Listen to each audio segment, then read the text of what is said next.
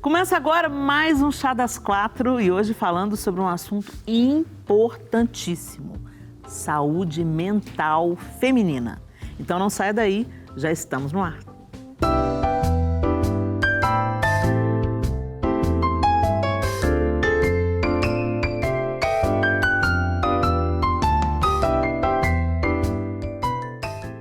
Para falar desse assunto hoje no estúdio, Priscila e Isa, nossas queridas apresentadoras do chá. Bem-vindas, meninas. Obrigada. Hoje a gente está falando, que bom que a gente está aqui, viu, Helena? Porque esse assunto interessa a todos nós. Interessa a todos nós, gente. Saúde mental, fundamental. Não é à toa que... rimou. Saúde mental, fundamental. Vamos conhecer a quarta integrante do Chá das Quatro de hoje? Marjorie Novaes é médica psiquiatra. Atua como professora do Internato de Saúde Mental da Faculdade de Medicina. Médica voluntária do SINMG, Cuidado Integral do Missionário, atendendo missionários no Brasil e no exterior. Antes de se especializar em psiquiatria, trabalhou 2 anos na atenção básica à saúde, com pós-graduação em Medicina de Família e Comunidade. Marjorie é cristã e apaixonada por cuidar de pessoas e servir a Deus com o exercício da psiquiatria. Seja bem-vinda, Marjorie. Muito obrigada. Muito bom ter você aqui com a gente para falar desse assunto. Tem o doutor Ismael Sobrinho, há uns anos atrás, ele estava dando uma palestra na Lagoinha e ele falou, com todas as letras, falou assim, olha, se o seu filho está indeciso sobre a decisão, fala para ele para fazer medicina com especialização em psiquiatria. Porque os tempos vindouros vão demandar. E olha que a gente não tinha entrado na pandemia. E na pandemia, os psicólogos e psiquiatras já diziam que a gente ia ter um boom de necessidade, uma demanda da necessidade da saúde mental, né? E a gente está vendo isso hoje. Muitas pessoas, às vezes as pessoas estão assistindo, eu não tenho problema nenhum com saúde mental. Né?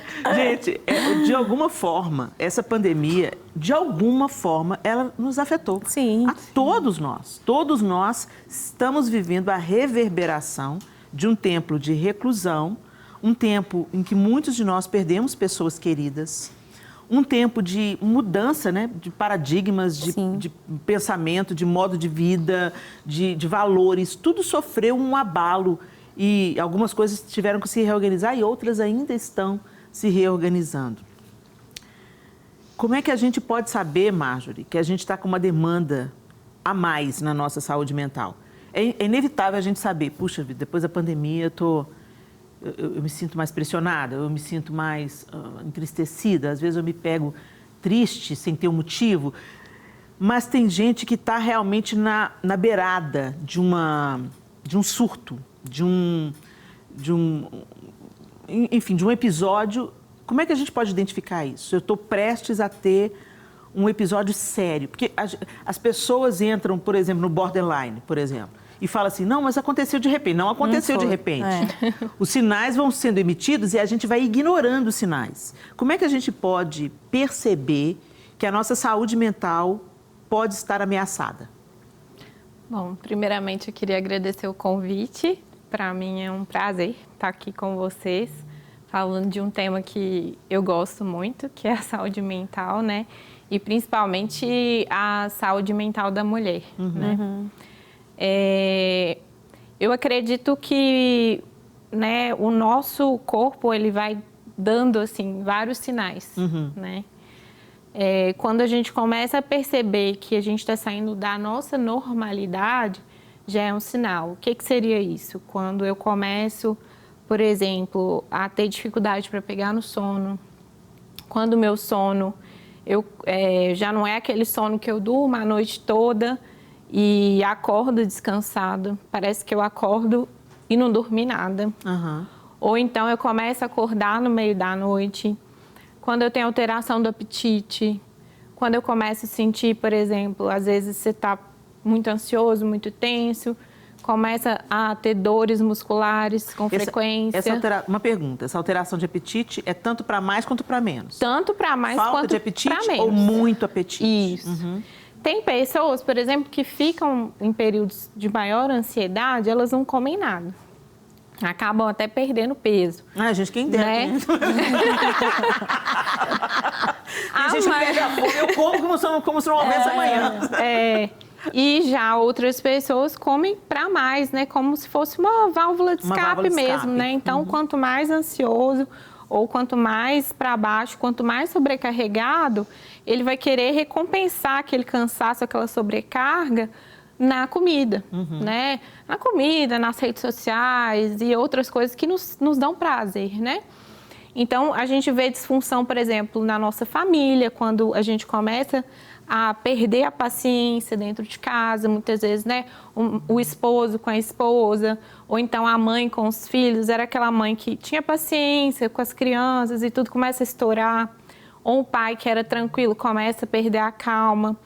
Pessoas que às vezes não fazem o abuso de substâncias, começam, de certa forma, a aumentar o consumo de substância. Então, gente que começa, são sinais. Gente que começa a beber. Sim. Né? Por exemplo, antes eu tomava uma taça de vinho, agora uma só não me satisfaz, eu preciso de mais. Exatamente. Uma vez eu ouvi uma frase que diz: todo excesso oculta alguma falta. Boa, ótimo. Né? Então, esses são sinais de que a gente pode estar adoecendo mentalmente, é isso? Sim. E também perceber, né, que quando, por exemplo, as pessoas que convivem conosco, elas vão nos dar um toque. Vão falar: ô fulana, eu tô te achando mais para baixo, eu tô te achando... Ou então, tô te vendo sempre cansada, né? Você tá com um semblante mais cansado. Ou às vezes a pessoa, né, começa a se isolar, não quer sair mais de casa. E então, normalmente, o núcleo familiar ou os amigos próximos ou alguém até do trabalho, normalmente percebe e te dá um toque, né? E às vezes nós somos resistentes, né, em aceitar a ajuda, em aceitar a opinião de alguém, né, e falar: por que você não procura uma ajuda? Eu tô te achando diferente, né, nesse aspecto, etc. E então o adoecimento mental ele vai se estabelecer quando eu tenho uma alteração na minha funcionalidade, ou seja, eu vou ter um prejuízo. Se eu faço faculdade, eu tenho um prejuízo na faculdade. Se eu trabalho fora, provavelmente meu desempenho no trabalho não vai estar muito legal de alguma forma. Muitas vezes a pessoa que está ali sobrecarregada ou com um quadro, né, de ansiedade, depressão, que seja, ou insônia, às vezes vai chegar atrasado no trabalho, começar a faltar ao trabalho. É um sinal de alerta. Entendi. Então, tem que a gente vê, assim, a saúde mental como um todo, né? Então, quando aquilo começa a influenciar a sua funcionalidade, você começa a ter prejuízos em várias áreas da sua vida, né? Social, familiar, no trabalho, etc. Aí, sim, a gente começa a ficar preocupado, né? E aí a gente percebe que provavelmente ali já está se estabelecendo um transtorno. Quando a gente, então, percebe um ou mais desses sinais que você pontuou para a gente, né? Uma alteração nas reações, no apetite, no sono, na vida social, às vezes tem uma tendência de se isolar, né? Não quero ver gente, não quero estar com ninguém, quero ficar só, essa sensação de querer ficar se isolando e tudo. Esses são sintomas. Sim. E você acha que o que impede, porque muita gente está sentindo esses sintomas, está vendo o que está acontecendo, ignora os sinais e só vão procurar um profissional da saúde mental depois que estourou a bomba. Aconteceu uma coisa radical, um surto, aí a família se atenta. Você acha que esse adiamento de buscar por um profissional ainda é preconceito? Vocês acham, gente, de uma forma geral? Vocês acham que a gente ainda lida com preconceito? Mesmo a gente falando bastante sobre... É tão óbvio para mim, se eu estou com uma disritmia cardíaca, o meu coração está disparando, ou eu sinto uma sensação de que tem um aperto no peito, imediatamente eu vou marcar uma consulta no cardiologista. Exatamente. Se eu tenho uma dor, né, que insiste ali no meu tornozelo, vou marcar um ortopedista para dar uma olhada no que está acontecendo. Agora, com a saúde mental... As pessoas tratam como se fosse outra coisa, ou espiritualiza uma coisa que é física, né? Ok, eu como cristã, eu entendo que as doenças, o adoentamento mental, emocional, ele pode ser uma brecha, vamos dizer assim, para que o mal se aproveite daquilo, né? Então, pensamentos suicidas e tudo se instalam por causa de uma vulnerabilidade mental. Mas as pessoas, elas tendem a hiper-espiritualizar algo que é físico. Às vezes estão faltando substâncias fundamentais no cérebro. Precisa de um acompanhamento psicológico se você não está conseguindo lidar com perdas, lidar com danos emocionais, abandono, traição, tantas coisas que podem nos afligir. E eu enxergo claramente, Marjorie, Deus equipou a ciência, Deus deu sabedoria ao homem, porque Ele sabe das encrencas que a gente ia se meter, gente, como seres humanos. Então, Ele mesmo já proveu o escape através dos profissionais de saúde. Mas, embora isso esteja sendo muito falado ultimamente, e a gente, inclusive, começou a vivenciar os extremos, né? Suicídios de pastores e tudo. Então, a gente viu gente séria tirando a própria vida, gente que ama Jesus tirando a própria vida. E a gente, peraí, vamos reavaliar. A gente tem que aprender com alguma coisa, né? Mas, ainda assim, a gente está esbarrando no preconceito ainda. Eu acho que ainda é a falta de... A gente fala muito, mas ainda falta informação, ainda falta chegar... Quando a gente fala muito, às vezes a gente está aqui no nosso contexto, a Helena também viaja muito, tem igrejas que têm acesso a mais informação, tem uma abertura maior para isso, né? Mas é interessante a gente pensar que eu estou falando aqui para pessoas cristãs, a maioria das pessoas, dos cristãos, não estão nas grandes igrejas, eles estão nas pequenas comunidades locais ali espalhadas, que são dezenas de milhares. De cidades pequenas, né? Então, às vezes... Falta ainda chegar nessa ponta, nessas informações, porque por muitos anos isso realmente foi colocado na conta do diabo, né? Esse tipo de coisa foi colocado na conta do diabo. Então, continua sendo, por ainda boa parte dos cristãos, e a gente realmente precisa falar. Que bom que a gente está fazendo esse programa, né? Que bom que a gente está falando sobre isso, para chegar aonde puder chegar. E o preconceito, ele existe, eu acho que por tudo isso que a Helena falou, por isso que eu estou falando também. E uma coisa também que a gente pode pensar é a gente não se olha muitas vezes, a gente não olha para si. A gente demora para olhar para a gente mesmo, sabe? Principalmente quando a gente vai falar dessa saúde mental da mulher, porque uma mulher, normalmente, a gente se coloca sempre em último lugar. E aí entra duas coisas que eu acho que é bem típico de mulher também. Uma é essa mulher que é a Mulher Maravilha, né? Ela dá conta do marido, dá conta do filho, ou às vezes ela não é casada não, mas às vezes ela é a filha que dá conta da mãe, dá conta da avó. Eu conheço muitas mulheres que não são casadas, mas são arrimos de família. E que dão conta de toda a estrutura da casa, é o homem da casa ali, né? Então, essa mulher que não tem nem tempo para ficar ruim. Fisicamente nem psicologicamente. Então, a gente sempre acha que a gente dá conta dos outros, a gente vai dar conta dos nossos. E tem um outro caso que eu acho também, que eu acho que tem um grupo também de mulheres que se vitimiza muito em cima de algumas situações. E aí também não quer procurar porque também não quer resolver. Então, eu acho que a gente tem, que são os extremos aqui, né? Então, tem o extremo do não cuidado, da religiosidade. Então, assim, eu não vou por causa disso. E tem o extremo da pessoa que gosta de ficar naquele lugar. Assim, porque ela tem atenção. Isso, fica naquele lugar ali e aí ela utiliza daquilo, porque eu estou sobrecarregada, porque eu estou cansada. Ela não quer resolver um problema que ela está vivenciando.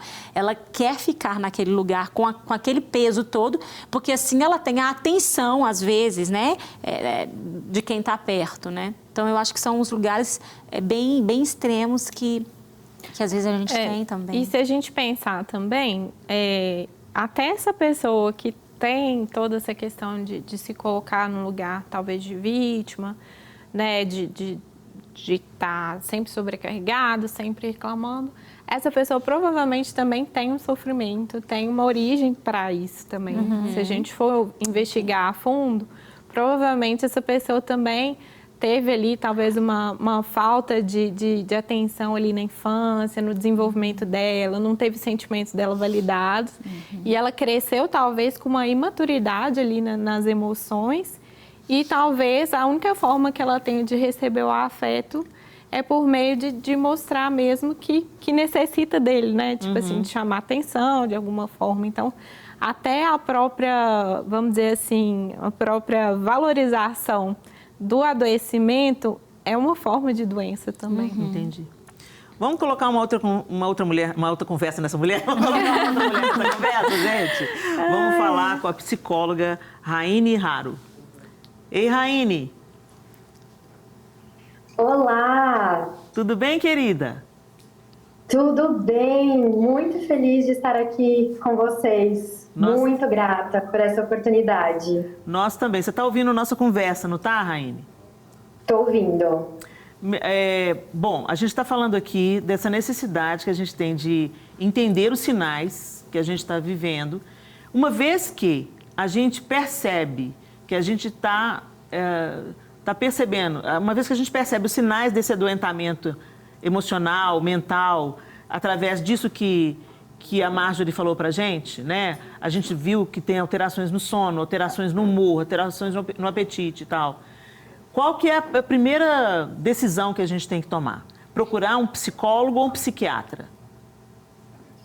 Acredito, né, que é muito importante qualquer tipo de ajuda nessa questão, né? Tanto o psicólogo como o psiquiatra, ele vai saber te orientar para ter os cuidados adequados com a saúde mental. Na verdade, também eu acabo sugerindo, né, dependendo do caso, para muitos pacientes que tenham uma procura, primeiramente, pelo psicólogo também, para entender de fato essa questão, como que está a saúde mental, se necessariamente precisa ali já de uma medicação, ou se muitas vezes no processo terapêutico já consegue solucionar algumas das questões.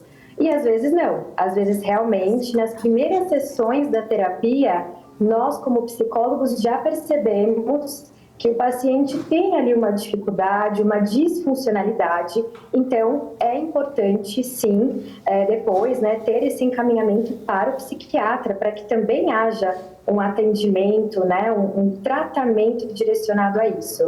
Mas acredito, né, que a primeiro momento, né, quando a pessoa está muito sem opções, às vezes, em alguns momentos, talvez qualquer um dos dois profissionais que ela encontrar que cuide dessa saúde mental já vai conseguir dar um bom direcionamento para ela. Pode falar, Isa. Não, eu só queria perguntar, esse auxílio profissional, a gente sabe que existem tempos para que esse acompanhamento exista. Mas tem pessoas que realmente estendem por muito tempo esse acompanhamento. Existe um momento onde o remédio já não é mais bom, onde um acompanhamento de um psicólogo ou de um psiquiatra, ele também não é mais saudável? Entende onde eu quero chegar? Entendo. Isso depende muito de caso para caso, né?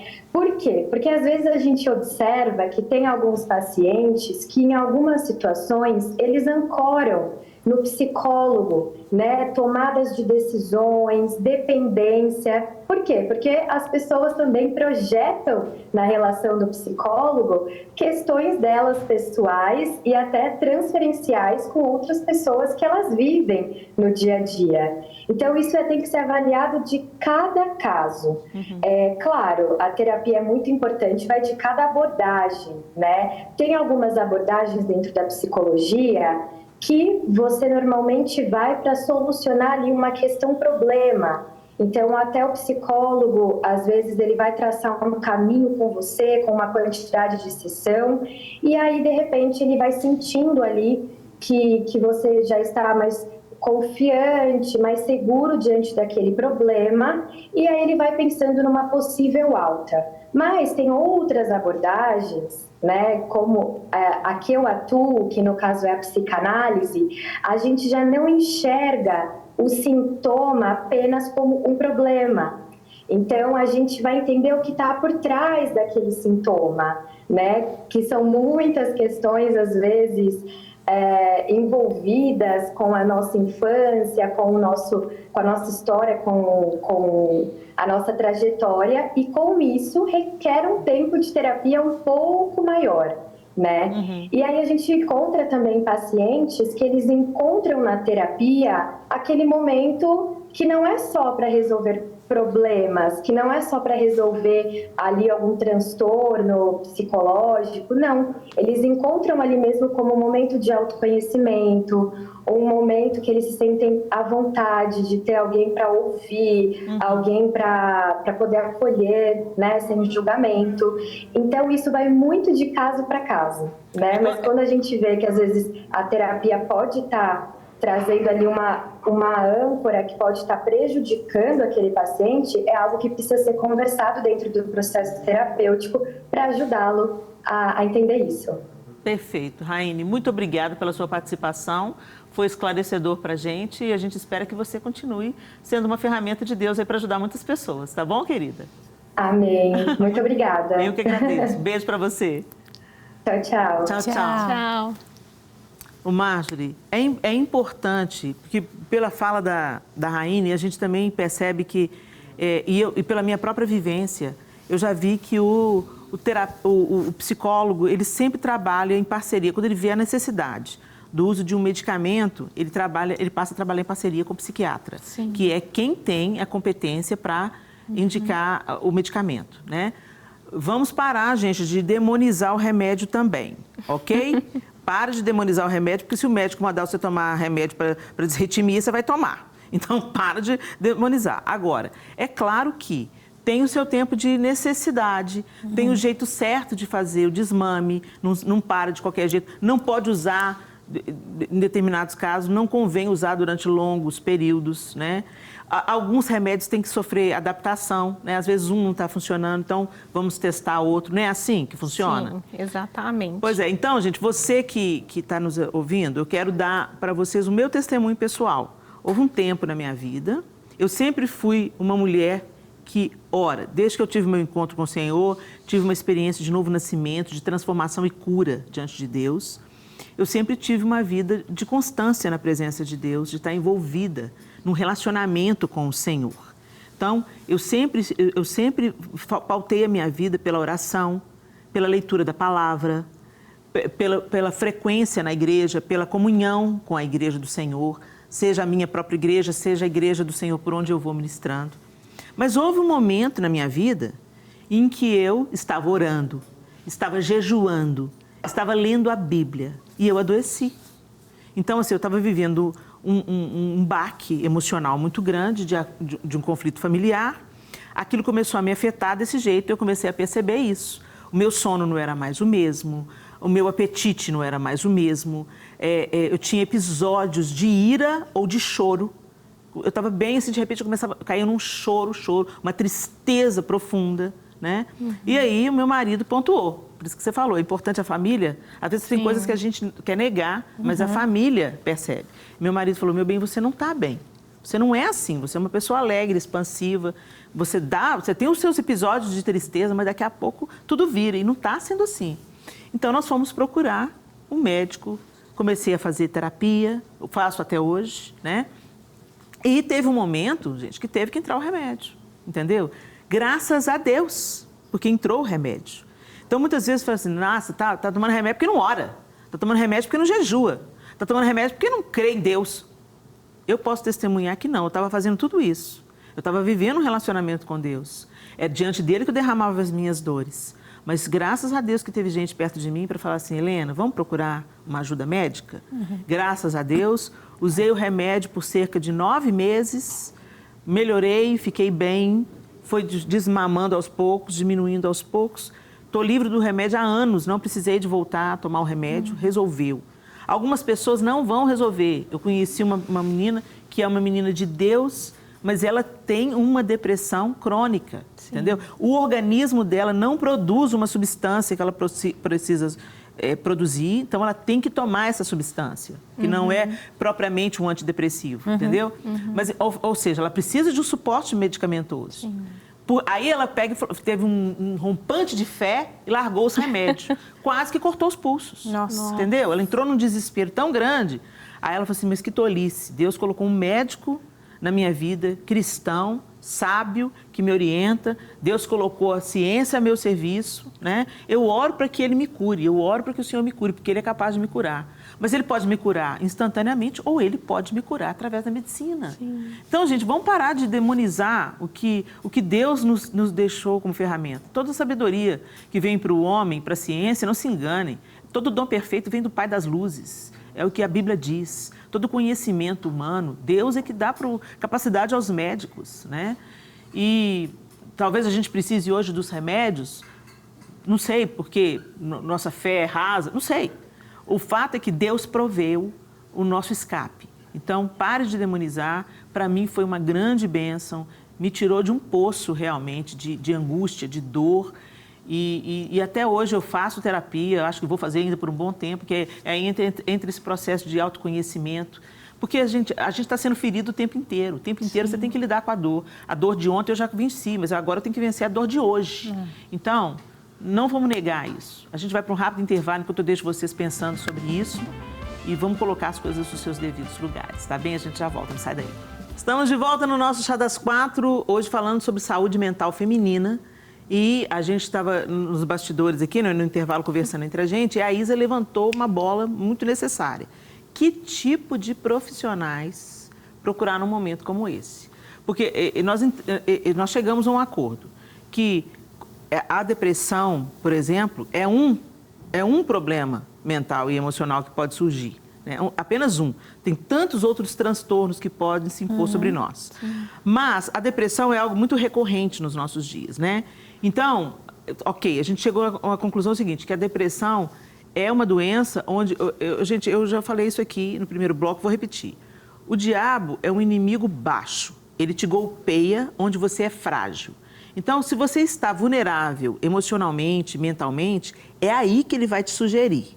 Então, não foi quando a pessoa está depressiva, não é o diabo que está adoecendo ela, não. Mas ele é um oportunista, um parasita que se apropria de um momento de vulnerabilidade e sugere autoextermínio, por exemplo, né? Agora, também a gente precisa de se cercar do profissional certo. Porque se a gente cair nas mãos de um profissional de saúde mental que pensa de uma maneira muito destoante ou que é de uma outra escola ou de uma outra ideologia, a coisa pode ferver. O que vocês falam sobre isso? Deixa a psiquiatra falar. Fala, Marjorie. Bom, em relação ao profissional, eu acredito que qualquer profissional, né, que trabalhe com excelência, ele vai fazer o melhor, independente da ideologia que ele siga, A ou B. Né? Nós temos que ser profissionais éticos. E éticos. Né? A gente não vai, vamos dizer assim, julgar, né, seja a fé da pessoa, a crença, né, o que ela, independente do que a pessoa siga. Mas muitas vezes aquela pessoa ela tem uma questão relacionada à fé. E pode ser que um profissional que por exemplo, tenha a mesma crença de fé, ele vai entender um pouco mais sobre aquilo que a pessoa está vivendo. Entendi. Né? E pode ser também que a pessoa tenha um quadro, vamos dizer assim, mais grave, até em relação à fé, que as pessoas dentro da comunidade de fé veem aquilo como uma pessoa super espiritual, né? Aquela pessoa que de repente começou a acordar nas madrugadas, orando muito, às vezes entregando revelações. Às vezes aquela pessoa está num episódio, vamos dizer assim, do transtorno bipolar em mania, que virou um profeta e, na verdade, ela está doente. Ela está espiritualizando uma doença. Na verdade, aquele episódio fez com que aquilo que ela já cria se superdimensione. Entendi. E deixe de ser uma coisa saudável. Por quê? Ela não está dormindo, a casa dela está uma bagunça, ela está brigando com todo mundo em casa, mas na igreja ela está super espiritual. Olha que interessante isso. Isso pode acontecer. Então, né, pensando nisso que você falou, talvez um profissional cristão tenha um pouco mais de sensibilidade para entender essa questão também, né? De ver que existe também uma linha tênue entre a fé, entre o adoecimento, né? Porque eu falo que a nossa saúde mental, ela tem que estar em equilíbrio com as outras partes, né, da nossa vida. Então, eu tenho que estar bem com a minha saúde física, né, com a minha saúde mental, eu tenho que estar bem com a minha saúde espiritual, né? Vamos pensar como se fosse um tripé. Se uma dessas perninhas estiver Fora do lugar, eu vou mancar, eu vou ficar instável. Então, quando que a gente pode perceber que uma pessoa que é muito espiritual, por exemplo, pode estar adoecida? Se ela começa a negligenciar as outras partes da vida dela. Perfeito. Vocês Perfeito, concordam? isso, concordo plenamente. Sim, sim. Então, isso também é uma boa identificação, Sim, né?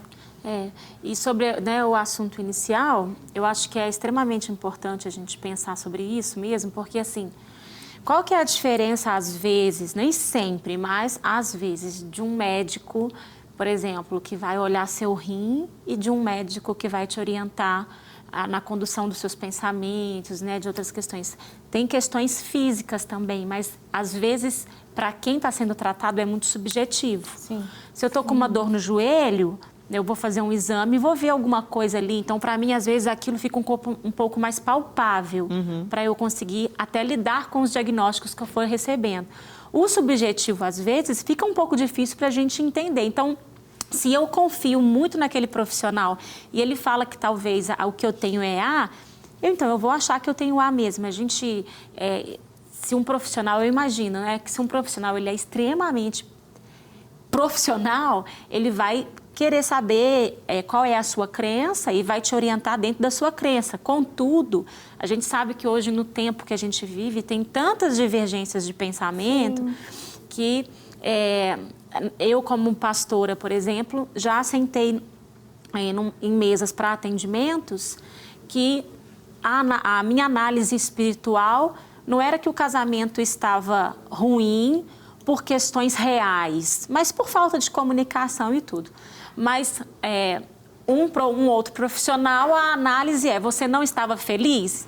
Então, talvez realmente você precisa rever as suas escolhas. Então, assim, o que aquele profissional entendia que era suficiente, talvez, para um fim de um relacionamento, na minha perspectiva, vamos insistir, vamos tentar, né? Então, é mais nessa questão, porque quando fala mesmo do que a gente pensa, é o que você falou. Eu posso achar que eu estou equilibrando a pessoa porque eu estou trabalhando uma questão emocional dela. Mas e aí você vai desequilibrar, às vezes, uma espiritual, então essa pessoa vai continuar mancando de alguma forma.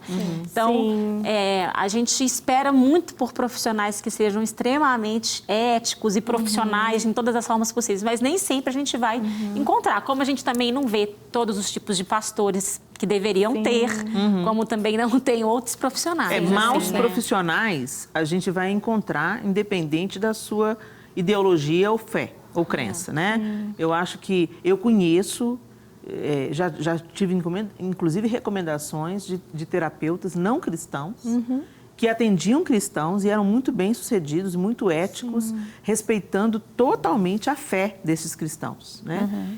Como também já tive notícias de profissionais cristãos que abusaram da sua posição e revelaram segredos de consultório, o que seria passível dessa pessoa ter a sua licença cassada. Né? Então, quer dizer, nem tudo que leva o rótulo cristão de fato. Né? Então, a gente tem que ter essa sabedoria de perceber, de analisar e de julgar realmente se aquele profissional está agindo de uma maneira coerente, ética e extremamente profissional, né? E se a gente conseguir juntar as duas coisas, melhor, o desejável, né? Que uma pessoa que tem a mesma perspectiva de fé da gente, ela realmente vai ter a gente vai poder não precisar se explicar muito. Ela já vai entender do que linguagem que a gente está falando, do que a gente está falando, inclusive para identificar quando a gente está espiritualizando alguma coisa que é um adoentamento. né? Ela vai ter essa clareza, não, isso aí não é o que parece ser, né? Então, isso é muito importante, de fato. Gente, tem homem para entrar nessa conversa, produção? Vamos lá colocar um homem na nossa conversa? O psicólogo Jonathan Nazaré, gente? É Mazetti? Mazetti, o Jonathan Mazetti. Vamos lá ver.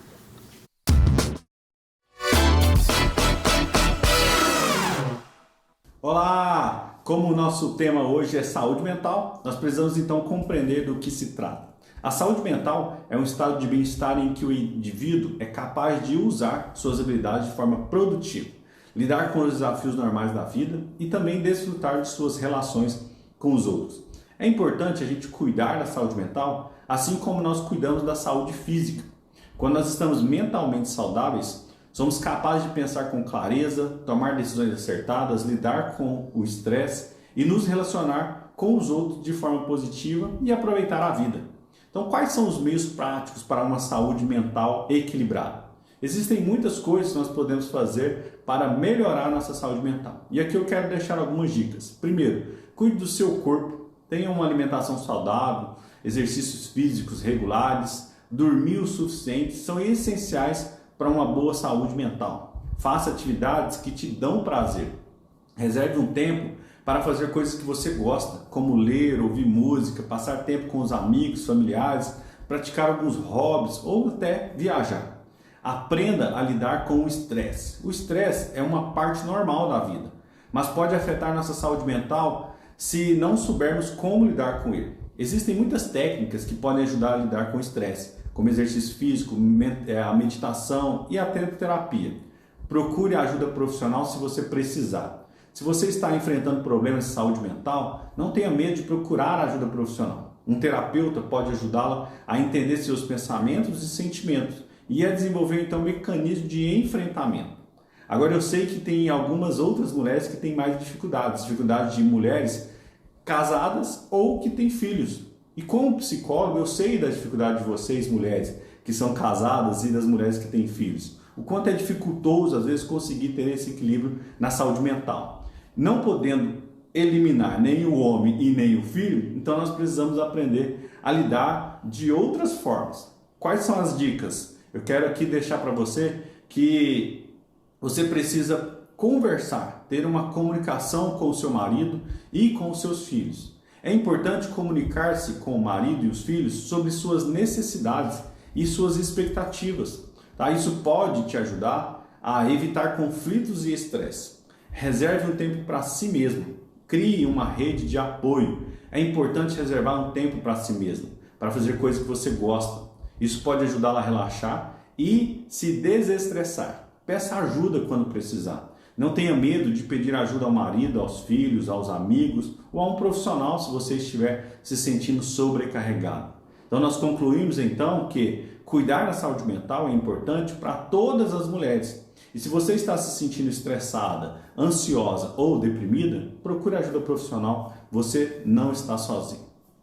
Obrigado, até mais. Excelentes dicas do Jonathan. Gente, realmente, ele falou do combo. Porque às vezes a gente pensa que a coisa é desassociada, né? Então, ter uma vida saudável, alimentação saudável. E eu quero falar de uma coisa específica: menopausa. Aqui, a produção, nós precisamos ter um programa sobre menopausa. Porque, gente, vou te contar uma coisa, viu? Ô fasezinha desafiadora. Os hormônios ficam colapsados, muita coisa acontece nesse período. A transição, né, da sua juventude para o envelhecimento é uma realidade que você tem que aprender a lidar. Muitos desafios. E eu percebo claramente que essa variação hormonal, eu comecei a fazer uma reposição hormonal recentemente, virei outra mulher. Às vezes a gente pensa que reposição hormonal é uma coisa da sexualidade. Não, gente. É de vida, novamente, da gente poder ter bom humor, sabe como? Pelo amor de Deus, gente, o problema não é hormônio, é quase demônio, entendeu? Meu marido falou assim, olha, quando eu aprendi a lidar com a TPM, foi a graduação. Agora eu estou fazendo mestrado e doutorado com a menopausa. Então tá aí, também é um período propenso ao adoentamento mental, gente. Então você, mulher que está na menopausa, os hormônios entram em desordem. procure o médico, conversa com o médico sobre os seus hormônios, pratique um esporte. Gente, é igual a pílula, sabe? Da saúde. Você precisa de fazer exercício físico. Não é mais uma opção. É uma necessidade do seu corpo. Bora liberar endorfina, entendeu? E boa alimentação. Esse tempo que o doutor falou de um jeito muito bacana. Vamos ter um tempo com as amigas. Vai lá, faz. Eu estou me obrigando recentemente a ter uma vez por semana eu sento para tomar o café com uma amiga. Bom demais. Ou vamos no cinema, né, Isa? Semana que vem nós vamos no cinema. Nós três vamos no cinema. Entendeu? Então, assim, a gente precisa de ser intencional para a gente colher os frutos de uma vida mais saudável. Verdade. Mentalmente também. Então, você que está aí passando pelo período da menopausa, procure o profissional, conversa com o seu ginecologista, vai dar uma verificada na tireoide. Eu estava com hipotireoidismo, então justificava. Eu estava só cansada, exausta, mal-humorada. Quando foi ver, era tudo hormônio, gente. Não era demônio, era hormônio. Então, assim, procura ajuda e... Às vezes, quando coloca tudo em ordem, os hormônios tomam um rumo, melhora tudo. Se não melhorar, liga para a doutora Marjorie. Isso mesmo. Gente, o Chá das 4 já está acabando. Isa, Priscila, obrigada. Deixa as últimas considerações, rapidinho. Deixar, Priscila. Gente, eu acho que a gente precisa olhar mais para si, sabe? Assim, a gente que é mulher, a gente faz muita coisa ao mesmo tempo e a gente, às vezes, olha pouco pra gente. A gente compra a brusinha nova, olha pro nosso visual externo, mas pro nosso interior, às vezes, falta tempo e intencionalidade da gente olhar pra gente mesma, ter o seu tempo sozinha com você, sem seu marido, sem seus filhos, sem suas amigas. Olhe para você e entenda o que está acontecendo dentro do seu coração. Eu acho que é isso mesmo. Vou endossar o que a Priscila falou. Eu acho que essa autoanálise, ela é muito necessária.